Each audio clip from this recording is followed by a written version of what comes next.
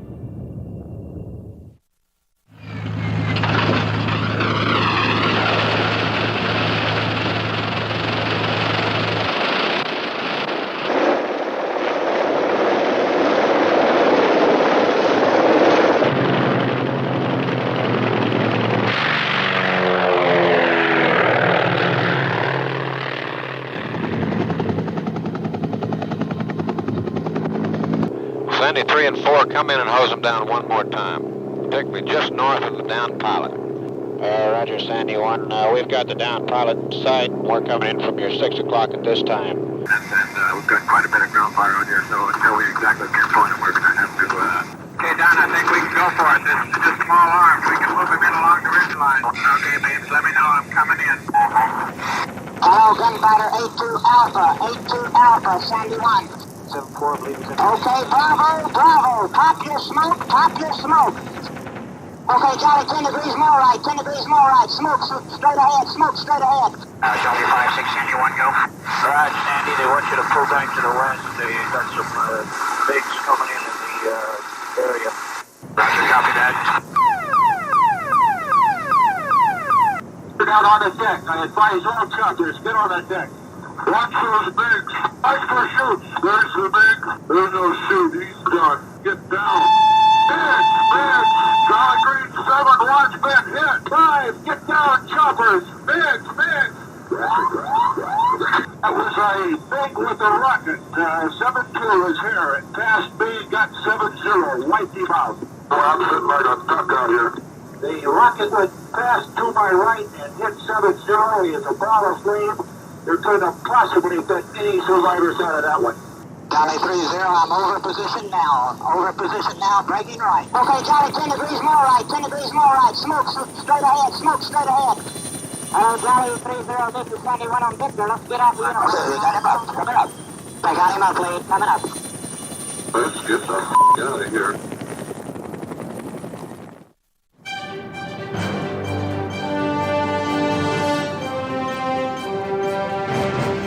The Skyraider is a brute, a hulk, big, a bulky body, long, wide, straight wings, and just one powerful engine, the same engine used on the B-29 bomber. That big engine allowed the plane to carry freakish weapons loads, more than the World War II B-17 bomber, and 4 times the ordnance on the P-51 Mustang. Not all missions lasted this long, but the A-1 could stay aloft for as long as 10 hours, and thanks to those long, wide wings, could maneuver at low speeds. To protect the pilots, extra steel plating was added to the cockpit area. The Skyraider was nicknamed the Spad after the French World War I fighter that was flown by many American pilots. Eddie Rickenbacker became an ace and Medal of Honor recipient flying the Spad over France and Germany.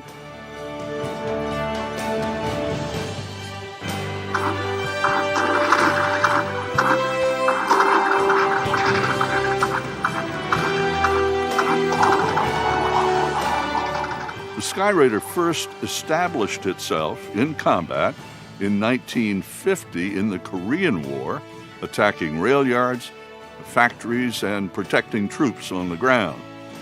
Even with great pilots flying a great airplane, there are always losses, men and planes. In Korea, 128 A-1s and many crews were lost.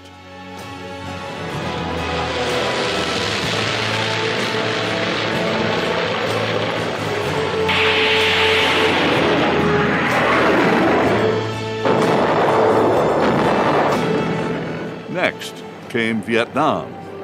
The Navy Spads flew in the very first attack on North Vietnam, August 5th, 1964, from aircraft carriers in the Tonkin Gulf. The targets were fuel depots at Vinh.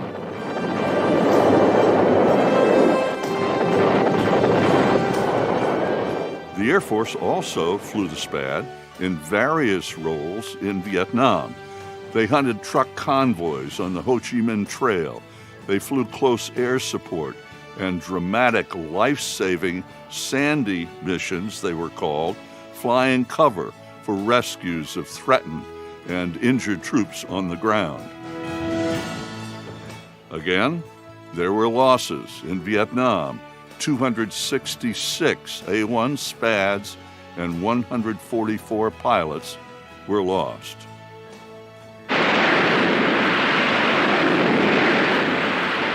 The Navy's last Vietnam missions were in 1968. The Air Force continued to fly the SPAD until the war ended. The Skyraiders retired now. Some say it was the most effective ground support aircraft ever.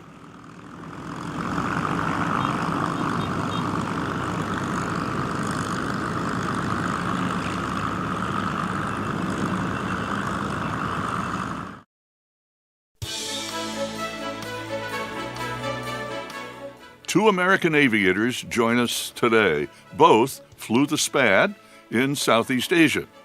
John Goldenbaum is a retired United States Air Force lieutenant colonel.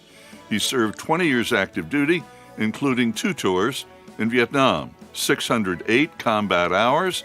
He earned numerous decorations, including the Distinguished Flying Cross, 11 air medals, and more. John commanded the famous 71st Tactical Fighter Squadron at Langley Air Force Base. As a civilian, he continues to use aviation to connect and work with at-risk young people. Last year, here at Warbirds, John shared his Vietnam SPAD experiences and joins us today to highlight another SPAD pilot's dramatic A-1 record in skies over Southeast Asia. He is Roger Youngblood, also a retired United States Air Force officer who served 24 years active duty. He logged 4,000 flight hours in 12 different types of aircraft. He is highly decorated with 48 Air Service medals, including 4 Distinguished Flying Crosses and 4 Meritorious Service medals. He was a program manager and a test pilot for the A-10 F-16 Joint Program, Chief of Air Operations in Korea, and advisor to the United States Air Operations, Thailand. Roger and a fellow pilot saved 4 A-1 SPADs for history. One of those 4 planes currently airworthy in the United States is on the ramp today. Tail number 139606.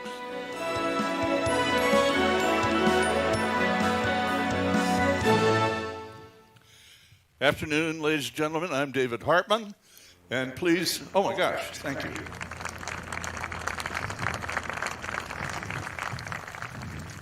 Thanks. Hi, everybody. Please welcome our guests, Roger Youngblood, Ken Holston, I'll introduce you to in just a moment, and Jay Goldenbaum. Jay, where are you? There's Jay down here that you just saw in the video. Gents, enjoy. So, hi, everybody. This is one of the most remarkable, dramatic stories of thousands of them, actually, from the Vietnam period. Ken Holston is an Air Force Lieutenant Colonel retired, also highly decorated, has 187 combat missions, but they were flown later in Bosnia, Iraq, and Afghanistan. And Ken joins us. He flew which is 606? I can't tell. Here's 606. He flew this airplane in so it would be here today. Ken, welcome to the trio. Thanks, David. You know, the number one question we get about these airplanes and the history is, what were U.S. Air Force pilots doing flying propeller-driven, former Navy carrier-based attack airplanes in the jet age in a place called Vietnam? And to truly answer that question, you sort of have to take a step back in time and knock some rust off of some world geography and some history and go to the end of World War II, 1944-45. We'd won the war in Europe. We were taking the war to Japan and the home islands, and the B-29 Superfortress was a technological marvel of its day. And one of the key points that made that airplane possible was the development of the Wright 3350 engine. Now, the Pentagon, fearing that we would have to actually invade Japan, went to the Douglas Company, which made some superior airplanes like the DC-3 and the SBD Dauntless dive bomber. The Pentagon went to Douglas and said, hey, we love the Dauntless, but now that we have this new 3350 engine available and we might have to invade Japan. Is that the engine, excuse me for interrupting, is that the same engine that we just heard about that was on the B-29? Exactly. Wow. So as we weave the story together, this is essentially the same basic engine that's on the B-29. And they said to Douglas, why don't we take that engine and build a successor to the Dauntless? We'll call it the Dauntless II. Douglas did that. They built a prototype, and it flew just a few months before the atomic bombs dropped and ended the war, preventing the need for that invasion. And the war ended, of course, with the dropping of the bombs. But the Pentagon liked the airplane so much, they put it into production, but instead of calling it Dauntless II, it became the Skyraider. As World War II ended, of course, two of our allies, Russia and China, chose to follow a communist path and quickly became enemies in the start of the Cold War. And that Cold War lay dormant until the 50s started, and the heat began in a place called Korea. And interestingly, it was similar to what happened later in Vietnam, split down the middle with North and South, just as North and South Vietnam, but it was Korea in the early 50s. You're exactly right. Now, a map is up on the Jumbotron there on the other side of the globe if you just want to do a quick refresher of your world geography with... you see the Japan in between Russia and China. Korea is just to the left of that, so in the same neighborhood in Asia. And the Skyraider was the primary ground attack airplane for the Navy and Marines, both flying off the ships and ground bases. Many of you may have seen a movie, a great color movie from the 50s called The Bridges at Toko-Ri. While the stars of the movie were Grumman Panther jets, that's a little bit of a Hollywood-ism. The real heroes of that movie, or in the history books, were the Skyraiders that went in and actually took down those bridges. When that period of time ended, the Pentagon looked back and said, wow, we have worn out our Skyraider fleet, and while we love the silver screen version, we would love to build more jets. The truth is, jets are not ready for prime time. They couldn't carry the load, they didn't have the fuel efficiency, and the metallurgy and the engines just didn't allow the lifespan of the engine like the good old SPAD. So the SPAD was put back into production, and several hundred more were built in a production run from 54 to 57, and our 606 here is a 1955 model. Into the 60s, President Kennedy, of course, was in the White House, and one of the pillars of our foreign policy at that point, you may remember, called the domino theory. That was a concern that if communism continued to try to spread its tentacles and knock down small countries one at a time, it could set a tumbling like dominoes and allow communism to spread. Ken, it's interesting when we get to this period with the early 60s, we talk about this war as the Vietnam War, and yet there were many more countries involved than just the two Vietnams. That's exactly right. And on the chart up there that we had earlier, when you zoom in on the area, we call it the Vietnam War, but it was really the Vietnam, Laos, Cambodia, and Thailand War. President Kennedy had hoped to keep us out of direct involvement, and we think of him as the father of special forces, the Green Berets, advisors that would go in and help the indigenous folks of their own country help themselves. And lesser known is that the Air Force stood up a unit called the Air Commandos, which were sort of the equivalent of the Green Berets in the Air Force. South Vietnam had been supplied with Skyraiders as early as 1960 and became the second largest operator of A-1s in the world. And the Air Force took over from the Navy, working with the South Vietnamese in the early 60s flying missions using the E model. That's a two-seat version of this airplane where a U.S. pilot and a Vietnamese pilot could fly together. Where would those pilots train, the South Vietnamese pilots? I mean, as long and detailed and deep a process as that was, where would they train? The short answer is many of them came to America and did flight training in the States and then went back to Vietnam to serve. That joint flying only lasted a couple years. After the Gulf of Tonkin incident, America then took on a frontline role in Vietnam and flew the multi-place A-1E single pilot. Those airplanes were used up, and by this time, into the mid to late 60s, jet technology did catch up, and the Navy was now able to build their ship squadrons using A-4 Skyhawks, A-7 Corsair IIs, and the single-seat Skyraiders like our 606 and H model were now surplus, if you will. And the Air Force said, boy, we'll take all you'll give us. And they stood up 4 squadrons of single-seat, mostly single-seat Skyraiders. So where would they fly out of? Well, the 3 of the squadrons were in Thailand, and 1 was in Vietnam. The airplanes did a variety of missions, everything from forward air control, armed reconnaissance, close air support for troops, more recently declassified support of Green Beret special operations teams, and then finally the most well-known mission, the search and rescue mission where they used the call sign Sandy, went in to protect downed pilots and then protect the helicopters that went in to pick up those downed pilots. Under President Nixon and the Vietnamization program, we needed to reduce our footprint in Vietnam and began a slow withdrawal. So piecemeal remaining Skyraiders were handed over to the South Vietnamese, and by the end of 1972, we had stopped operating, Americans had stopped operating Skyraiders in South Vietnam, and the Vietnamese were fighting on their own until the fall of South Vietnam in 1975.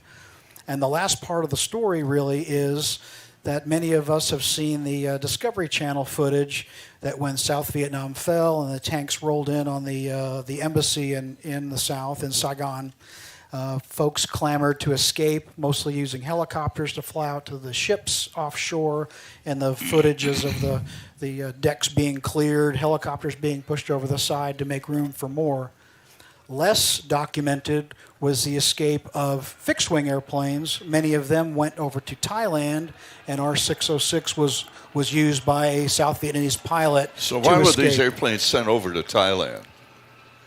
Thailand provided an ideal place for the Skyraiders and the Jolly Green Rescue helicopters to base out of because of the proximity of what's called the Ho Chi Minh Trail. Not just one trail, but really a network of thousands of paths and roadways that work down around Vietnam. And on one of the maps that you see there, you see that Vietnam is a very narrow country, and our forces in Vietnam formed what you would call a roadblock. And what do we do when you come up against a roadblock? You go around it. And therefore the war spilled over into Laos and Cambodia. And that proximity of our bases in Thailand allowed us to operate and fight what they called the secret war, stopping the flow of men and material from North Vietnam through those neighboring countries into South Vietnam. So how many hundreds or how many airplanes were parked over there to keep them from the North Vietnamese? I would estimate the number is probably 50 or 60. I know 11 of them were Skyraiders, and 4 of them, Roger and another pilot named Jack Drummond, were able to save. So Roger, there's the backgrounder on all of this, which, by the way, is one of the best brief backgrounds about the Vietnam War I've ever heard. That was awesome.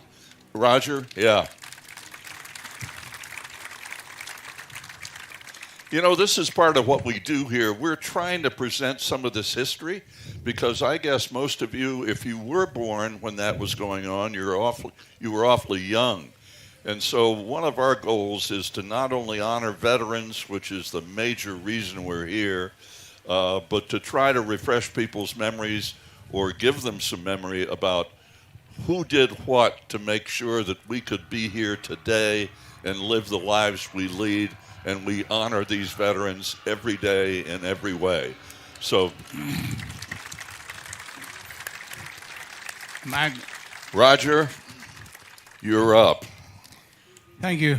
And thank all of y'all for coming out here in this hot sun to listen to a little bit of history. When I started out in the pilot training, I wanted to fly the A-1 terribly so, but we didn't have any left, so I took a C-123 for a one-year tour in Saigon, quickly volunteered for a concurrent tour to get into the A-1, and it worked out great. I flew the A-1 out of NKP, and towards the end of that tour... What's NKP? Nakhon Phanom. That's where we had our A-1 station. Towards the end of that tour, and this will bring you up to speed of us going to Utapao to get these airplanes. General Adderholt had contacted some of the A-1 people and said, I need some T-28 advisors. If y'all want to do that, I'll send you to the Defense Language Institute to study Thai for a year and then back over to work for him. I had come back and was going to work as a T-28 advisor when he introduced me to the Stoll Porter, which the Thais had just acquired, and I became an advisor for that. This year is 73, and then we had 74, and then in 75 is when South Vietnam fell. During the 73-74 time frame, General Adderholt was working behind the curtain, so to speak, with the ambassador in Cambodia and the one in Vietnam. We had given them, the South Vietnamese, most of our airplanes in the Vietnamization, and they had become the fourth largest air force, so over 2,000 airplanes in the world. Things were going south for them, and same way with the Khmer Rouge, which was approaching into Cambodia. General Adderholt came up with a plan to get everybody out.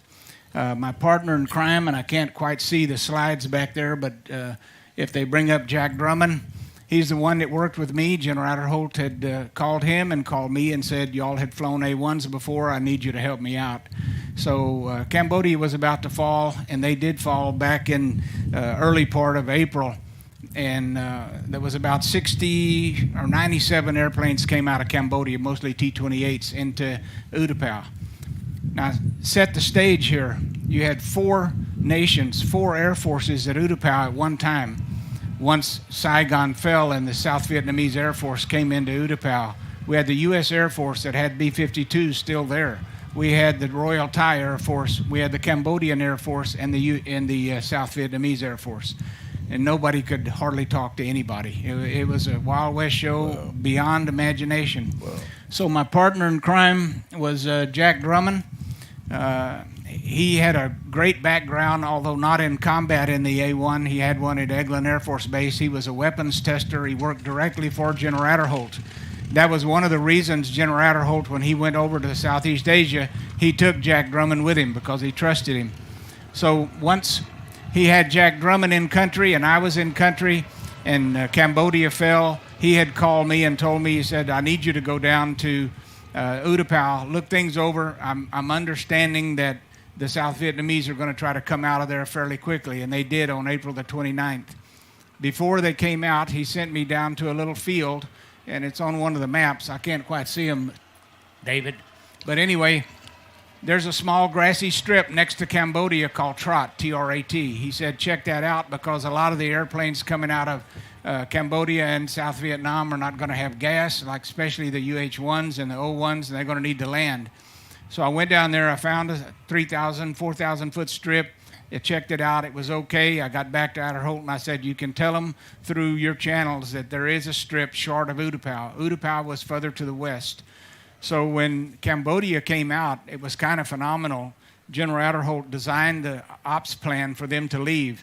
They literally loaded their T-28s in Phnom Penh with Mark 82s. And in doing so, they put all their families on a bus to go west to a place called Battambang. Once the families were there, the T-28s took off. They bombed the Khmer Rouge. They RTB'd into Battambang. They picked up their families and put them in the back seat of the T-28, loaded up again with Mark 82s, and went back out to the Khmer Rouge, bombed the Khmer Rouge, and then returned into Thailand to land. That's the way it all happened, and that was because Adderholt lined it out for them exactly what to do. So he not only saved their families, but he did 2 strikes prior to them evacuating out to Utapao. And the families were in the back seat of T-28s on bombing missions? As many as a wife and 2 or 3 kids in the back seat of a T-28. God. The whole story of this evacuation, whether it's Cambodia or Vietnam, is unbelievable. We had A-37s landing with a pilot and 4 people in the right seat. We had C-47s designed for 30 or 40 people landing with 150 Vietnamese people in there. It was a Wild West show, believe me. So I had trots set up for them, and we were evacuating people out. And as we were getting them off the helicopters that would land, I was trying to check things out and see who was coming in and all, because we didn't know who was on the helicopters. And what was meaningful to me was there was an elderly lady got off of the helicopter. She was in her ao dai, Vietnamese ao dai. She was about, according to my interpreter, pilot, Vietnamese pilot, he went and talked to her. She was over 90 years old. And she was carrying a plastic bag in her hands wrapped up like this, and she had tied a knot in it. And most of you, or any of you that's been in Asia, know that the Asian people carry a lot of things, food and everything, in these plastic bags. Well, she had a clear plastic bag that was filled with water. I said, well, what's in there? He came back and he said she got out of Vietnam with her goldfish. So that was important. The other end of the spectrum was that a 17-year-old girl got off a helicopter with a 4-day-old baby. Wow. So there we were. Anyway, Jack Drummond and I knew that the South Vietnamese was coming out, and we were down there looking around, and then on the 29th of April, Saigon fell. And I don't know where the slide program is up there, but anyway, I'll just tell you how it was. When the North Vietnamese and the Viet Cong overran Saigon, it was unbelievable. The South Vietnamese military was running, or Air Force was running to see if anything had any gas and just take off and go west. And so a lot of them landed on the roads. A lot of them, helicopters landed in rice paddies in Thailand. Some of them made it all the way to Utapao. There was approximately 165 Vietnamese aircraft there. And those were F-5s, some of them nearly brand new, A-37s, wow. C-47s, AC-119s, O-1s, Hueys, etc. Well, Adderholt's plan was, he said, we're not leaving those airplanes there. And he was the art of the deal before the art of the deal. I'm just going to tell you. He was a real trooper, and if you have the chance to read his book, it'll be time well spent. So he sent Adderholt and I down to Utapao a little bit before the planes come out, and we were there when they were coming in. The B-52s had a 12,000-foot runway, and these planes coming in from Vietnam, they couldn't speak English. They didn't know anything other than they were needing a place to land. And we literally saw airplanes landing at both ends of the runway at the same time. C-47s coming in with an engine on fire. Another airplane landing and the gear just collapsing underneath it. Well, the SAC commander there, Colonel Holston, had a number of people there working for him, and he had them out there with trucks and tractors and all clearing the runway. So if you can imagine this place here, and all these planes here, instead of being in a row and in order, were parked all different kind of ways, some no gear, some props bent, some wings bent up. That's the way it was, and it was just unbelievable. So when Jack Drummond and I got there, after all the A-1s had landed, we went down and tried to check them out. And we found out that they were sorting the airplanes, the U.S. was, into the type of airplane that was available. They had all the A-1s together and all the AC-119s, C-130s, etc. So the morning after they got through sorting, I took Jack back down in the Porter, and we said, well, where are the A-1s? And so we got in a truck, and he took us way to the back of one of the runways where there was a taxiway. And in Utapao, it's very flat. It's right on the bay. So in order to build a runway and taxiways that would uphold a B-52 taxiing, they had to dig what we call in Texas some bar ditches. I mean, they had to dig some deep ditches and pound that dirt up. Well, they had parked all the A-1s in a row in the ditch, backed them off the taxiway in the ditch, in the grass. 2 nights before we went down there to get them, it had started raining.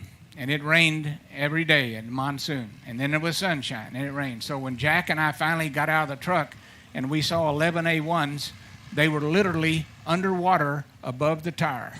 So you go here and you look at the tire up about halfway on the strut.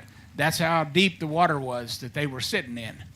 And so I told Jack, I said, you know, we don't even know if these hydraulics are going to work, the brakes are going to work, or anything. So we had Chief Master Sergeant Day, and I think that was who it was. We asked him, said, can you get these things out of the water up here on the grass so we can look them over? And he said, as far as you knew, were all of them flyable, or did you know Well, here was the good thing. They had just flown in. And when we got them out on the grass, And we got up on the wing, started looking around. There's no checklist. There's no 781 manual talking about the condition of the airplane. The cockpits had been left open, and when I reached over into that cockpit of Nebby 606 and pressed down on the parachute seat cushion, the water came up between my fingers.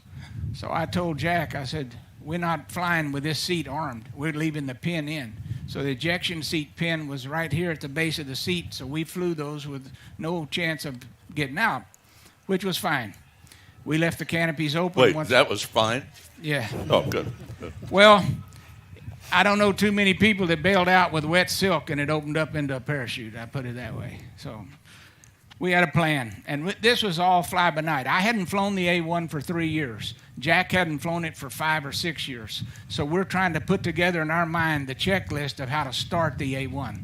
And we started remembering over and over. I said, well, I remember we need to put the power on. We need to set the throttle about here for 1,000 RPM when it cranks up. We need the prop lever and the mixture lever up. And I said, we count 16 blades going across the nose. And after 16, it's pretty greased up. And we turn it on and go to both on the mags. And believe it or not, our memories were pretty close to correct. And they cranked up. Or you wouldn't be here today. Well, that's true. And there's a lot to that. We had gone over to base operations and told them, we're going to try to get in and turn the power on to see if we can find a radio that Jack and I can talk plane to plane on, and that we were going to try to get them out of there. And one thing to note about the whole deal of 200 or 300 airplanes sitting there from 3 or 4 different countries, only 4 airplanes were flown out of Utapao to safety. The rest of them were put on trucks or slung out or whatever. Those 4 airplanes were A-1s. And 606 sitting here today is one of those 4 airplanes. Wow. So when Jack and I finally decided we're going to give it a shot, we said, we had one E-model there, 683. And I said, well, let's get in it and let's fly around just to kind of refresh ourselves. When we got on the wings and looked in the cockpit, there was no right seat and no right stick. So that ended that conversation. So I, being a captain and him and a major, I got to fly the fat face, a single seat, big one, and he got the 332, which was a single seater. We got in there and we turned on the radios and we talked and all, and we said, well, okay, let's give it a shot. And all we had done to that airplane was put oil in it and 115, 145 avgas. That was it. We walked around and walked around. We were literally looking for bullet holes or damage to the airplane that it might have happened when they were escaping from South Vietnam. Because Had they dragged these airplanes out of the water yet? Yeah, they dragged them up on the grass, and we looked around, and, you know, what can you say? The water drained out of the wheels and the brakes, and we were going to give it a shot no matter what. When Adder Holt asks you to do something, you don't argue with that man. When he initially called me about flying the A-1, I said, yes, sir, I'll do that. I said, you know, it's been 3 years. And he just said, Youngblood, you ever drive a bicycle? I said, yes, sir. Think you can do it again? I said, yes, sir. He said, get your ass down there and get them A-1s. And that was the whole story, believe it or not. That's leadership. Well, I'm telling you, you go with that man anywhere. So we had walked around and pre-flighted as best we could. What we soon learned was there was no de-arming at the end of the runway when the Vietnamese landed. The guns were still hot. So I told Jack, keep your finger off the trigger. You know, it's an unbelievable situation to sit in an airplane you haven't flown for 3 years and crank it up and say, I'm going to just take it up and have some fun here. Well, it was unbelievable. But anyway, we told the tower we were going to taxi out that morning with 683 and 332. And we cranked them up, and we chose the call signs Sandy 1 and Sandy 2. And just would have it, as we got out on the taxiway and turned, and we started taxiing towards the parallel taxiway, there was 2 Jolly Greens sitting over there waiting to rescue people with their engines running. So here, after all these years, was 2 A-1s taxiing past 2 Jolly Greens, which was a little emotional. Wow. So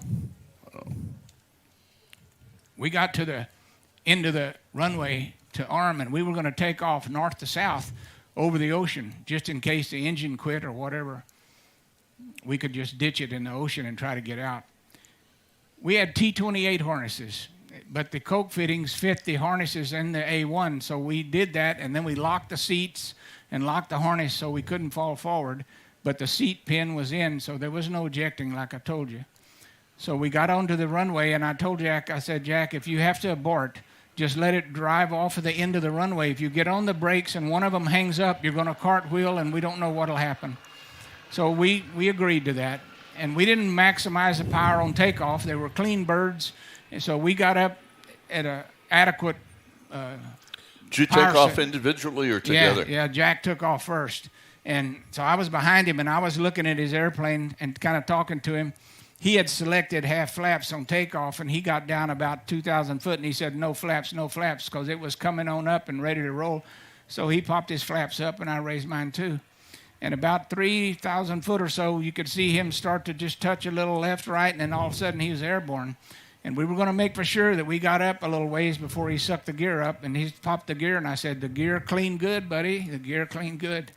So when he took off, we were going to exit back to the east over outside of Utapau and head up to Takli. And he made a giant turn to the right to give me time, and I was going down, and I told him, I'm off, and I said, gear up. And so then he started his turn back to the left, and I joined up on his echelon to the left, and we turned out, and we flew at 1,000 feet. Some of the pictures are on these slides. I don't know where that show is. But I was up on his wing about 500 foot above him, taking pictures of him flying that Vietnamese A-1 332 up to Takli. Now, Adderholt had told us to take the airplanes to Takli. And the reason being was there was a huge hangar that he had built himself or had built up there. And this is nothing confidential. I mean, it was to hide U-2s in there. If the U-2s had an engine problem and had to emergency land, they could land at Takli and they could put them in a hangar. So he said, I want you to put those A-1s in that hangar. So there's a slide here in a minute to show that we landed in the first H model, 332. We turned over to the Thai colonel there at the base. And we just came down initial, just like we owned the place. We pitched out. We land, Sandy 1 on final and Sandy 2 on final, and we touched down, taxied in, turned the keys over to that Thai colonel, and Adderholt had directed that an Army fixed-wing aircraft come up to Takli and pick us up and take us back down to Utapau. So we got on that fixed-wing Army plane, and we were headed back to Utapau, and we're sitting up close to the bulkhead, and that Army captain flying in the left seat, he leaned back and he said, man, it's the first time I ever heard, and he was following us on the radio. He said, it's the first time I ever heard two pilots talking over the radio how to fly the airplane as they were flying the airplane. So, and we did. The whole way up there, we said, well, we know we need to do this. We'll hold this much on final. We'll, you know. And in those days, I tell some of my best friends like Ken, carry a little extra on final for the family, and you'll never regret it. It's hard to get when you need it if you can't get it. So anyway, they took us back down to Utapau, and it was getting late in the evening, and the master sergeant had fueled the rest of the airplanes, the 7, and he said they're ready to go. And I said, well, if we have a problem cranking and getting airborne, I said it's going to be close to dark when we get up to Takli. I said we'll get it next thing in the morning. So we came out the next morning, and we were standing there next to 665, which now lives in Sevierville, Tennessee, at the Tennessee Air Museum, and 606, which was mine, which is right here. And it's at Cavanaugh. And I think Mr. Jim Cavanaugh's in the crowd, and I'd like to thank you very much. Jim, are you here? Where's Jim? There he is, sir.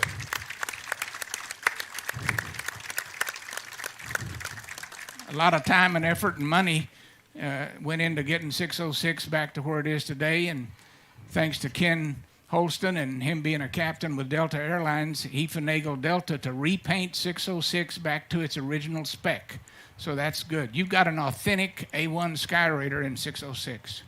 Wow. So when we got out to the last two aircraft, 665 and 606, there comes this blue staff car screaming down the taxiway to where we were located. The door slings open, and this lieutenant colonel gets out. And he's from SAC, and so, you know, they do everything by the book, whether it's going to the restroom or whatever, it's by the book. So he comes up to us and he said, wait a minute. He said, I got a call from headquarters, and they said, they heard you flew these airplanes. They want to know, when did you get current? You can't fly these airplanes. When did you get current in these A1s? And Jack and I looked at each other and looked back at him and said, yesterday. He didn't say a word. He got back in his car and headed out. So we just got in those A1s. And How many of you active duty were in SAC? Any of you? Yeah, a few. nothing against SAC, but that's the way they operate. Well, I just want to identify my old gang. So. Yeah. And by the way, I know there's some people here visiting today that worked on the A1. Whether you were weapons troops, gas troops, whatever you were, radio, would you raise your hand? I'd like to thank you. Yeah.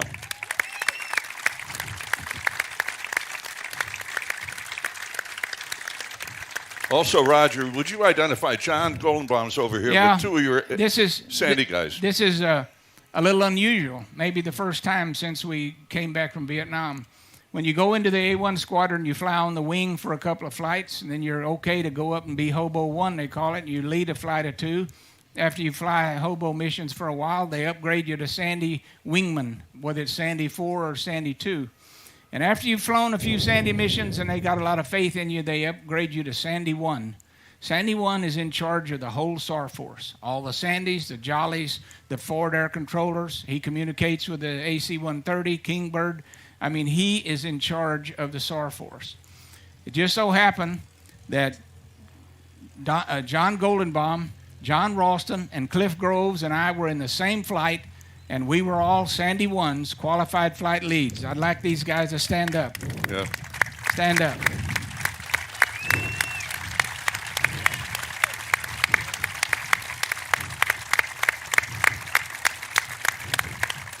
There you go.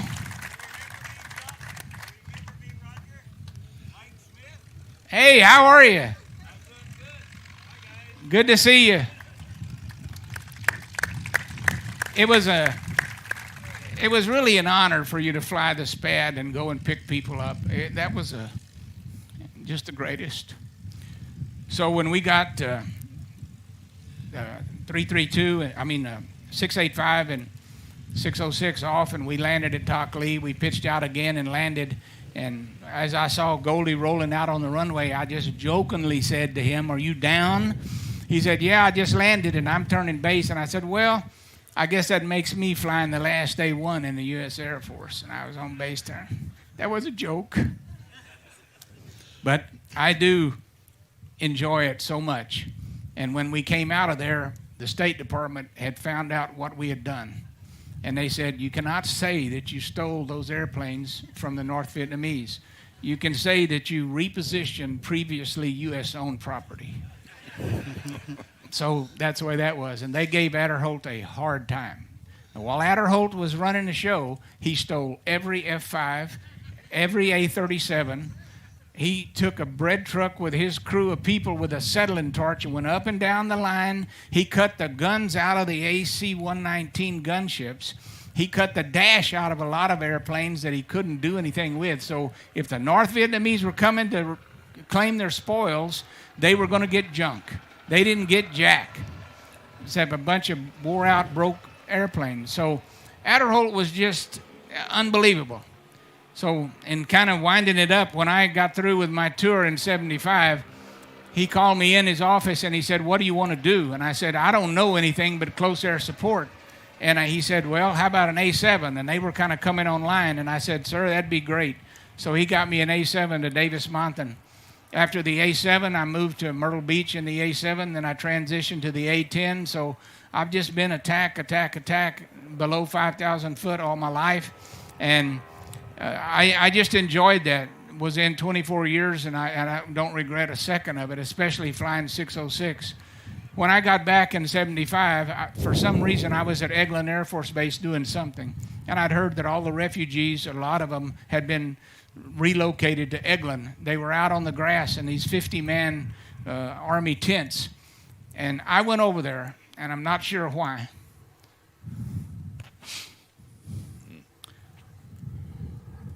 But I went over there to see those guys that had come back. So I asked, do you have these Vietnamese refugees segregated by aircraft? And they said yes. And so I said, well, where are the A-1 pilots? And they gave me a tent number, and there was a lot of tents. So I went down there to that tent. I walked in, and here's about 30 or 40 cots in that tent. It's hot. In typical fashion for Asian pilots and all, they're in their underwear and T-shirt. They're playing cards on their cots.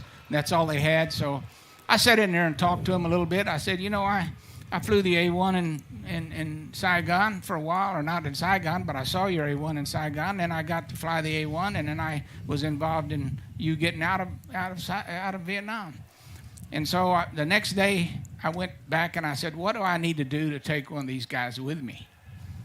And that lady sitting there, she turned this piece of paper around and said, sign here. That was about what it took. So I signed off on possibly doing that. So I went to the tent, and I found this one that I liked, this guy I was talking to. I said, you know, you don't know me.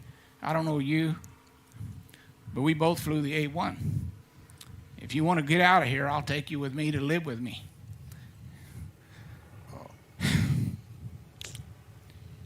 He talked to his buddies. It's okay, I'll go. So I took him in the car. We went straight to the BX. I got a cart and the biggest suitcase. We loaded up, and we headed across country to Tucson, Arizona, where he lived with me for a year. I got him a job at HEB, stocking shelves. Got him a checking account. Bank of America. Got him enrolled in an English class. After a year, he and some of his buds wanted to head out. I said, okay. I blessed them. They had bought a car. We went to the bank, got all his money out, got him traveler's checks, shook his hand, and he headed out. And that kind of summed up my tour and my career and what I wanted to do. Wow.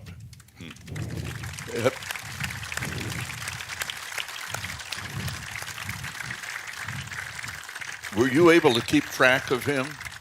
Could you keep track of him at all, or he of you? I tried to track him down a few times. I'd heard that, believe it or not, he went to Minnesota, and I think there's a lot of Vietnamese people in Minnesota, and he's probably 40 years plus now, so he's well on his way doing something. But this whole thing happened 40-something years ago, in 5 and 6 May 1975. And probably this story wouldn't have come about had the Smithsonian Air and Space Magazine not published a story about the fall of Saigon. It was labeled Escape to Utapao. You can Google it. And it told the whole story about how it all happened, except some of the minor details I told you about were left out, about Jack and I. So I got the phone calls, and they said, well, where are those airplanes? And tell us what happened, and all this. And we didn't know anything, so this is 40-plus years. So I started checking around, and thanks to Ken Holston, he calls me one day, and he said, Youngblood, there's only 3 Jack Drummonds in the United States. And I didn't know where Jack had gone. And he said, guess what? One of them's in Round Rock, Texas. Well, Round Rock, Texas is 40 miles from my home. So I called him up, and believe you me, when he answered the phone, I knew I had the right number. And he said, hello? And I said, Jack. And he said, Youngblood? And that was pretty much it. So after 40 years, we got back together. Now, he had severe diabetes, and he was confined to a wheelchair. But thanks to Mr. Cavanaugh and the Cavanaugh Flight Museum, in 2018, they did a weekend show about the 606, and there are other E-models there, and it's a great place. If you ever get to Texas around Dallas, go to the Cavanaugh Flight Museum and visit. It was well worth your time. So we had this show. Jack, in his wheelchair, with diabetes, rented a van and drove 3.5 hours from Round Rock to Dallas to sit in the hangar, and we could tell the story one time about how we got those airplanes out of there. And then he drove back, and in late 2018, his dialysis machine failed him, and he went into hospice, and he passed. So the Adderholt is gone, Charlie Day is gone, Drummond's gone, and I'm it, and I'm not looking to leave. So that's it. Ken? All of this was happening when you were in grade school. What is it like for you to sit here and know him and work with him now, fly this airplane? What's this experience like for you? That is hard to put into words. You know, I built models of Skyraiders as a boy. I read about these guys, and now to be friends with them and to share in this history, it's really hard to put into words. The airplane is just a joy to fly, and to get to know someone like Roger and Goldie and Cliff, to know the history that you're carrying with you. I made the analogy, and not to be too touchy-feely, but you're flying the airplane and you just feel like you have hundreds of eyes looking over your shoulder because you're carrying. If this airplane could talk, you know, the missions it flew, the people it saved, and I'm sure there were certainly heartbreak missions where things didn't work, and that's war. But to be able to honor the Vietnam veterans now, their recognition's a little overdue, and the fact that we're able to show the airplane in its original colors, tell the story, and have Roger here tell it from the horse's mouth, it's history. If we don't remember our history, we're doomed to repeat it. Amen. And once again, here is Roger and his colleagues and thousands, tens of thousands, over a couple of hundred years, millions of Americans have put their lives on the line so we could be here and live the way we do today. So gratitude to all of you, gentlemen and ladies. Thank you.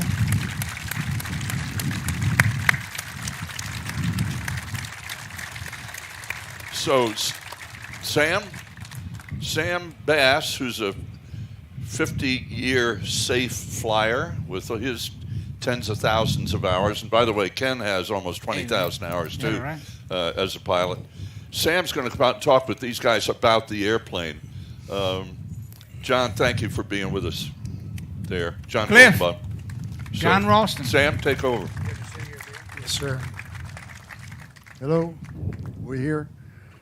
Tell us a little bit about the design of the airplane. What was its purpose when it was designed? Well, as we alluded to earlier in the presentation, at one point we thought we were going to have to invade the home islands of Japan. And so the airplane was designed to replace the Dauntless dive bomber. And the Skyraider, and I think the Bearcat, both to me are the pinnacle of the World War II technology. People that know antique airplanes know that the gear handles aren't always in good spots and whatnot. There's no ergonomics. But this airplane has a lot of ergonomics. They actually sent Douglas representatives out in the Pacific and asked pilots and mechanics, what do we need to do with this next new airplane to make it user-friendly and pilot-friendly? Well, what is the hours when we're talking about range, not in distance, but in hours loitering range, for instance? The internal fuel on the airplane is 380 gallons, and if you just want to use a round number of 100 gallons an hour, that's 3.8 hours to flame out on internal fuel. And then these drop tanks that you see here are each 150 gallons, so that you can add increments in range. You know, the airplane empty is about 12,500 pounds, but the gross is 25,000 pounds. So it, in essence, can carry its own weight in stuff, which you can divvy up between ordnance and fuel. So it not uncommon for missions in Vietnam to go out to the 8-hour mark if need be. Well, speaking of armament, what is the armament on this airplane? Of course, I'm sure it varies depending on its mission. But what's typical armament for it? In Vietnam, of course, the 4 20-millimeter cannons in the wings, and they typically carried also a 7.62 minigun, which show you a replica here on the stub pylon. They also carried a lot of cluster munitions, which are the kind of the equivalent of grenades, all packed into dispensers, white phosphorus bombs, rockets for both marking and high explosives. And then, of course, it could carry hard bombs, napalm, mines, rescue kits. The beauty of the airplane is if it would hang on there, it could carry it. Well, of all of these that are built, how many do you think are still flying? The number is less than 20. I don't recall the exact, but there are less than 20 flying. Of the H model here, only 2 fly in the world, and it's thanks to Roger Youngblood that the airplanes were saved The J model, which was the last version, none fly. Okay, how about flying the airplane? Now, of all the airplanes you've flown, you've got a vast knowledge here of airplanes you've flown in the Air Force and in the airlines. How does this compare? I'd love flying this airplane. It's such an honest, stable machine. Back in the day with the high-octane fuels, the manifold pressure was limited at 56 inches. Today with 100 octane, we're limited to 49, and we applied a across-the-board limit, actually of 45, just for engine longevity. However, we fly the airplane with no armor and no armament, so I think the way it handles on reduced power and reduced weight is probably somewhat similar to what it was like in combat. Very stable, very well harmonized. Amazing what the designers did. We're here, we just celebrated the 50th anniversary of the moon landing, all done with slide rules. And again, what an amazing thing that the engineering minds of America did. They decided to put hydraulic assist ailerons in, but manual elevator and rudder, yet the whole airplane just feels just easy and naturally harmonized. Well, thanks to the Cavanaugh Museum, now you get to fly this around the country. You as an individual, what does it mean to you to be able to present this to the public? It's a lot. As a quick aside, when we decided to repaint the airplane and put it in its accurate colors, I went in search of experts, with the quotation marks, experts to help me confirm the fonts of the stencils and all this other stuff. And I found out that there really weren't any. So what do they say, in the land of the blind, the one-eyed man is king, and I became the Skyraider expert on that. So to be able to be a conduit to history, to get to know Roger personally, and to be able to help relate the stories, share it with the public, and in particular because Vietnam, America wanted to put all things Vietnam behind it. And in the years since Desert Storm, we've done such a better job of embracing the Vietnam veterans and the Vietnam era to make sure that as citizens we don't forget the price of freedom. Amen. Okay, thank you for your info. And I'd like to add right here that Roger Youngblood has some pictures, and they're all about the Skyraider. And if you'll see the building over here, it says Warbird Merchandise. He'll be over here right after the end of this, and he has given these pictures away, and he's signing them for you. It's going to be quite an honor for you to get that. There's also, we have a large selection of books and memorabilia over there for the Warbirds. Speaking of the Warbirds, you don't have to be a member to be out here, obviously. You don't have to have a Warbird to be a member of the Warbirds. So we'd love to have you in here, and we'll share what little knowledge we have. And thank you all for coming. And thanks all you people for coming. We really do appreciate it.